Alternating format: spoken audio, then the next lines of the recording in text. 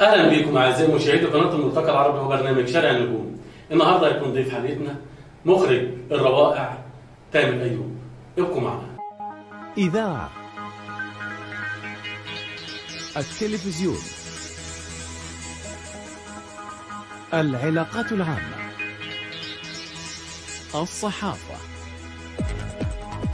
الإعلام الإلكتروني يجتمعون فيه. ورجعنا لكم بعد الفاصل مع نجم حلقتنا المخرج تامر ايوب. ازيك يا تامر؟ اعمل ايه واخبارك؟ الحمد لله. واخبارك الاخراج معاك ايه؟ زي الفل الحمد لله. جمهورك الحبيب عايز يتعرف مين تامر ايوب؟ تامر ايوب مواطن مصري اول حاجه، منياوي الاصل، حاجه بعتز بيها، بس. ومخرج روائع. مش روائع، مخرج على قدنا برضه، شغالين بنجاهد في الحياه والحياه بتجاهد فينا. ربنا يرزقك يا رب. كلمنا عن بدايتك الفنيه تامر بالنسبه لعالم الاخراج. انا دخلت الاخراج بالصدفه. انا كنت مستشار فني في شركه انتاج، لا داعي لذكر اسمها طبعا. وفي يوم من الايام كان عندنا كليب، كان تاني يوم الكليب، والمخرج اللي كان هيدور الكليب حصل عنده ظروف. تمام. وكنا حاجزين كل حاجه، لوكيشن واضاءه وكاميرات ومعدات وكل حاجه في الدنيا، ما كانش ينفع ان احنا نجي حتى دقيقه واحده، كان يبقى فيها خساره كبيره جدا عشان اتكلنا. انا كان عندي خلفيه بسيطه كده من كل ما داير مع المخرجين ومع الناس، فيلا بينا نتكل على الله وزي ما تيجي كده كده اليوم، لو احنا اجلناه ولغيناه باظ. تمام. فتعالى نعمل كده ونشوف الدنيا فيها ايه. ربنا وفقنا واشتغلنا وطلع احسن ما كنا متوقعين. الحمد لله بفضل ربنا. الحمد لله. اول ما نكتشف موهبتك كان مين يا تامر؟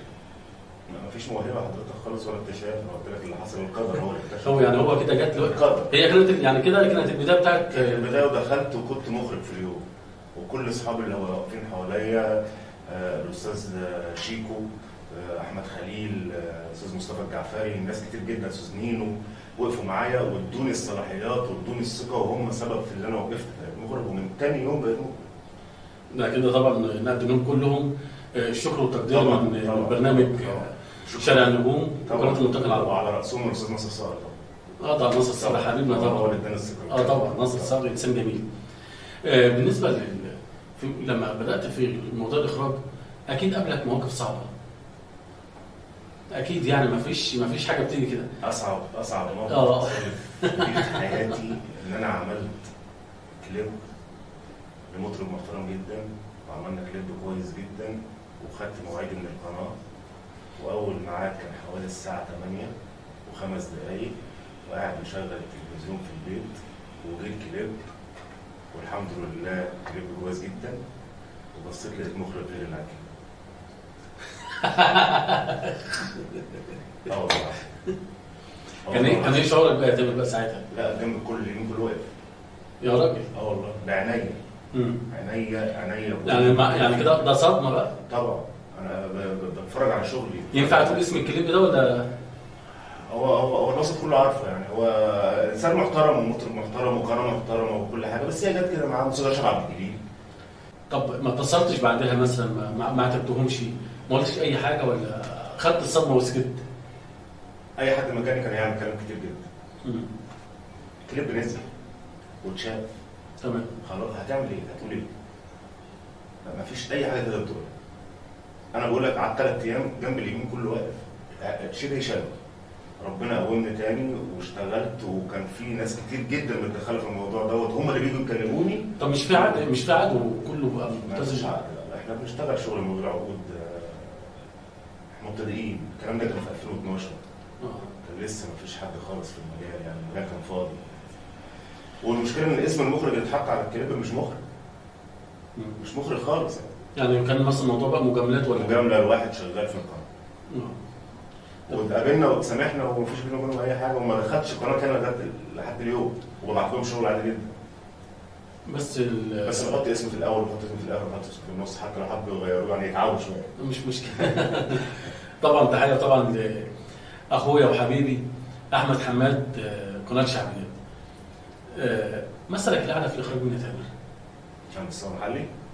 استاذ ياسر سامي. يعني ليه اخترت الاسم ده بالذات دون عن غيره يعني؟ لا، استاذ ياسر سامي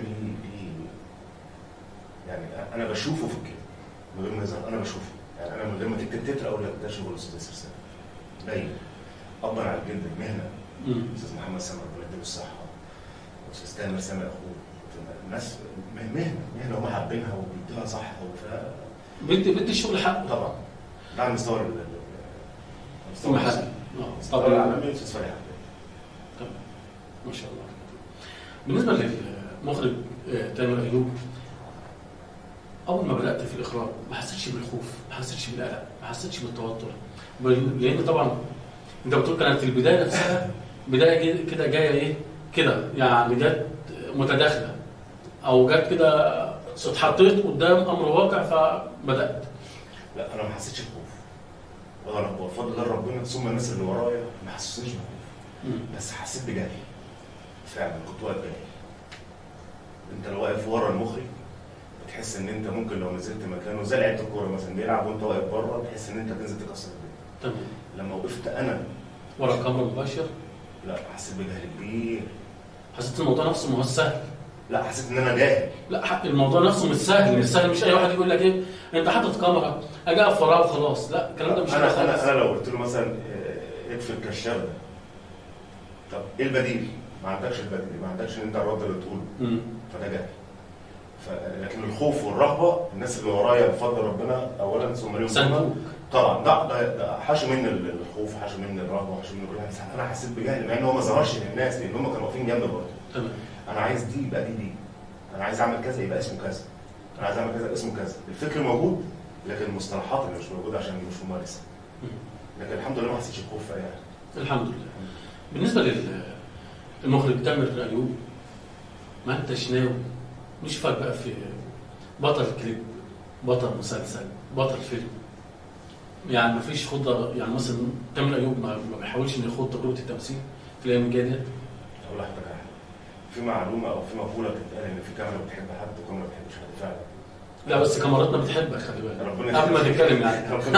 فعلا الكاميرا ما بتحبنيش وانا ما اعرفش اقف. لا خالص، انت مع ان انت ما شاء الله عندك كاريزما وعندك اسلوب في الحوار كويس وعندك معلومات وراجل مثقف وكل الناس بتحبك، فايه يعني تاني انت عايز ايه تاني؟ لو جت ان شاء الله الفرصه وحاجه كويسه نجرب. بس يا رب يعني ما جالكش ورق مثلا في الفتره ديت او قبل كده؟ ما فيش لسه. هو في ناس صحابي كتير جدا في المجال يعني قالوا لي نفس الكلام. يعني في حاجه عندك انت مش حاسسها اعملها.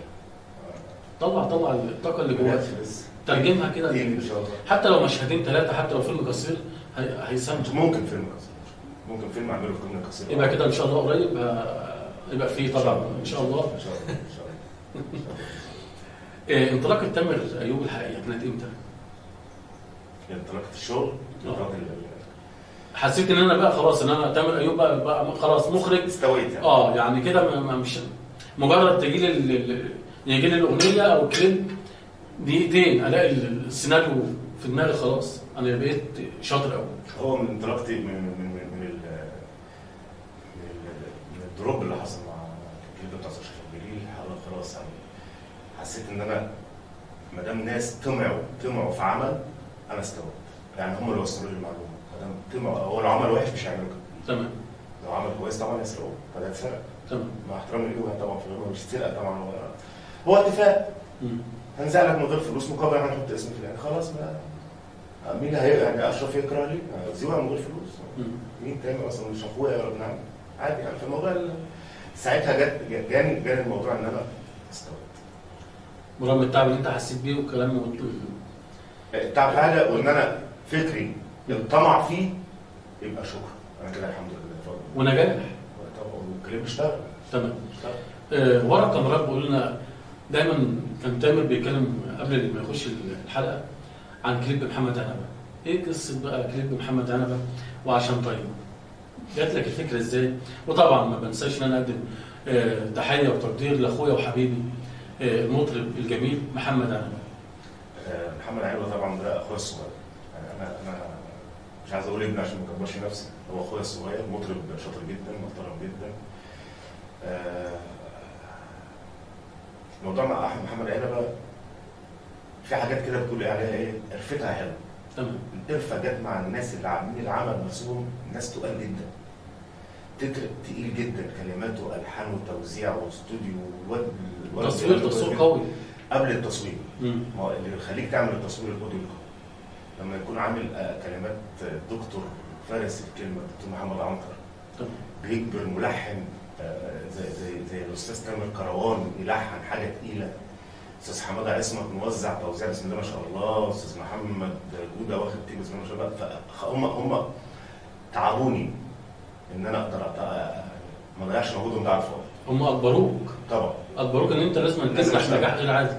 فالموضوع رايح في حته وانا وديته في حته ثانيه خالص.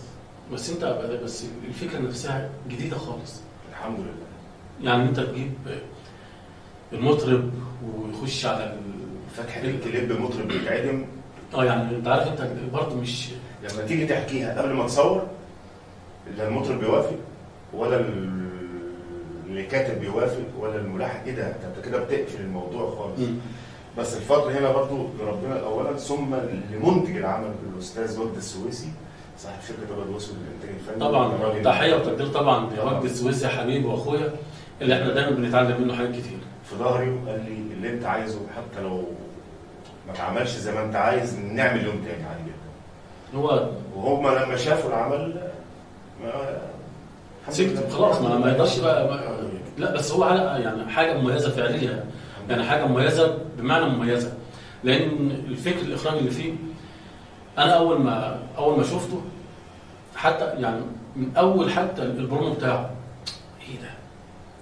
ايه مشنقه وايه اعدام ايه ده فيلم عشان ده فيلم في بيتلخص في دقيقتين، دراما في دقيقتين وكسر الدنيا كده. الحمد لله. لان طبعا احنا محمد عنب صوت قوي ومميز، اتمنى له انه ربنا يوفقه في طبعا ربنا ربي يعني ينجح له كل اعماله، وهو انسان شاطر وربنا يرزقه. تامر ايوب بيحلم بايه ان هو يقدمه في عالم الاخراج؟ على الوتيره اللي انا ماشي عليها، ان انا عايز اقدم للمشاهد مهما كانت الاغنيه 4 دقائق، فانا بقدم هدف في ال4 دقائق، بقدم فيلم بدايه ونهايه في ال4 دقائق. عشان كده الكليب في عالم السينما وفي عالم الميديا اصعب من الفيلم. اكيد طبعا. الفيلم بتقدر تقدم تفاصيل في ساعتين، في ساعتين الا ربع، في ساعه ونص تقدر تقدم تفاصيل كتيره جدا. تمام. لكن في 4 دقائق تقدر تطلع معلومه يفهمها المشاهد حتى لو ما بيسمعش، يشوف بس يفهم. فده صعب. فده نفسي ربنا يقدرني ان انا امشي على نفس الموضوع. ربنا ربي يوفقك طبعا. انت انسان مجتهد وانسان ناجح. انا عن نفسي على المستوى الشخصي بحبك لانك مش اخويا، يعني مش اخويا بس، لانك انت انسان شاطر في مجالك. بتكلم بجد. بالنسبه للوسط الفني او بالنسبه للوسط بصفه عامه دايما بيحاربوا بعض. تقول الناس اللي هي الظاهره اللي دايما ده بيتكلم على ده وده بيلسن على ده وده بينم في ده وده ايه رايك يا هو اللي داير دوت مش قله تربيه ولا قله احترام منه، لا هو بس قله ايمان بالارزاق بالله. لو امنا ان الارزاق بالله متقسمه بس ورزقك جاي ورزقك جاي. انا اولا 90% من المجال ما يعرفوش عشان ما بحتكش بحد ولا من بيتي لشغلي.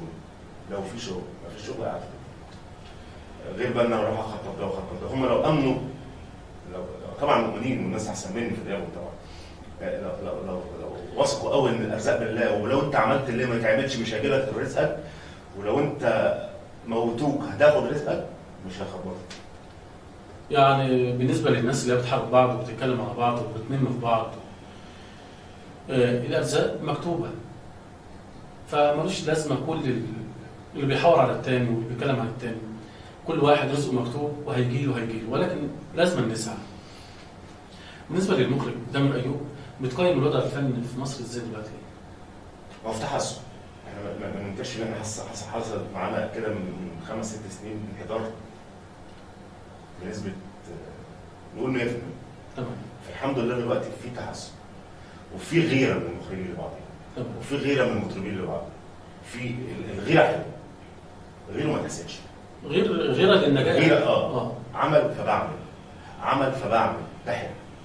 لكن من 5-6 سنين كان في انحدار وكله كان بيتكلم بس مثلا دلوقتي الحمد لله كل المخرجين شغالين شغل كويس جدا جدا جدا جدا جدا، وانا من هنا بقى بشكرهم على اللي عاملينه. ربنا يوفق الجميع. بالنسبه للمخرج تامر ايوب، اخر اعمالك الفنيه ايه؟ حاليا بنحضر في عمل ان شاء الله مطربه جديده، مطربه كويسه، بس عشان ما نحرقش العمل يعني. طب بالنسبه للناس اللي هم المطربين الجدد بتختارهم بناء على ايه يا تامر؟ هل بقى عندهم مثلا موهبه؟ هل هم مثلا الكاريزما بتاعتهم مثلا في الكاميرا تبقى كويسه؟ بتختارهم بناء على ايه بالظبط؟ انا بختار العمل على الاوديو قبل ما اشوف المطرب نفسه، او مش المطرب، انا بشوف الاوديو نفسه وينفع معايا، هل ينفع ان انا اشتغله ولا شكرا من البدايه قبل ما اشوف الراجل يعني، او قبل ما اشوف المطرب. يعني انت بتسمع الاوديو نفسه وتحكم عليه. طب بالنسبه لتامر ايوب، اكيد في حد ساندك، اكيد في حد وقف في ظهرك. لو حبيت تبعت رساله لشخص ما، سواء واحد او واحده، حد وقف في ظهرك، تبعت رساله لمين؟ بعد ربنا سبحانه وتعالى طبعا. في ناس كتير وقفت معايا، في ناس كتير جدا، عشان ما تجاهلش حد وما ضيعش مجهود حد على راسهم. الاستاذ ناصر الصقر وقف معايا كتير جدا جدا جدا، وفتح لي مكتبه وفتح لي شركته واعمل ما بدالك. الاستاذ وجد السويسي وقف معايا وعمل شركه من خلالي اللي قبليه. في الاستاذ احمد سعد، مش المطرب، الاستاذ احمد سعد الثاني، راجل وقف معايا وعمل معايا كتير جدا. في حضرتك عامل معايا دلوقتي. ربنا يخليك. انت انسان جميل وكل الناس بتحبك. ربنا يخليك، لان انت لا بتتكلم على حد ولا ليك دعوه بحد، من بيتك لشغلك لدنيتك، ليك دنيا كده لوحدك كده، غير طبيعه كتير من البشر ان دايما بيحب يقعد بقى ويجيب في السير ده ويتكلم في السير، لكن انت من بيتك للشركه، لو في شغل ماشي، ما فيش، انا قاعد في بيتي وخلاص. الحمد لله. طب في نهايه بقى حديثنا يا تامر، لو حبينا نقدم رساله لام الدنيا مصر، تقول ايه؟ هقول احنا المفروض ناخد بالنا منك، بس احنا دلوقتي في ظروف بنقول لك خدي بالنا منك، خدي بالك انت مننا. ولكن تحيا مصر، تحيا مصر. طبعا تحيا مصر 100 مره. دايما وابدا تحيا مصر. طبعا. في اي حاجه احنا ما اتكلمناش فيها تامر عايز تقولها، عايز تضيفها؟ عايز اوصل رساله لزمايلي المخرجين. تمام. انا شايفكم اليومين دول بسم الله ما شاء الله في احسن حاله ليكم. يا ريت نستمر او تستمروا في اللي انتوا فيه. في اسماء معينه عايز توصلها؟ كلهم بلا استثناء، كلهم، مفيش يعني حد احسن من حد، كلهم شغالين وزي الفل والحمد لله، وربنا ييسر لهم امورهم. ربنا يرزقهم الناس ان شاء الله باذن الله ربنا يكرمهم زياده، بس ما تنزلوش وما تضربوش في بعض بالاسعار عشان تقدروا تعملوا حاجه كويسه. دي رساله طبعا لكل المخرجين ولكل مخرجين مصر بصفه عامه. وبكده تكون انتهت حلقتنا مع اخويا ومخرج الروائع المخرج تامر ايوب، وانتظرونا في حلقات قادمه. تصبحوا على خير.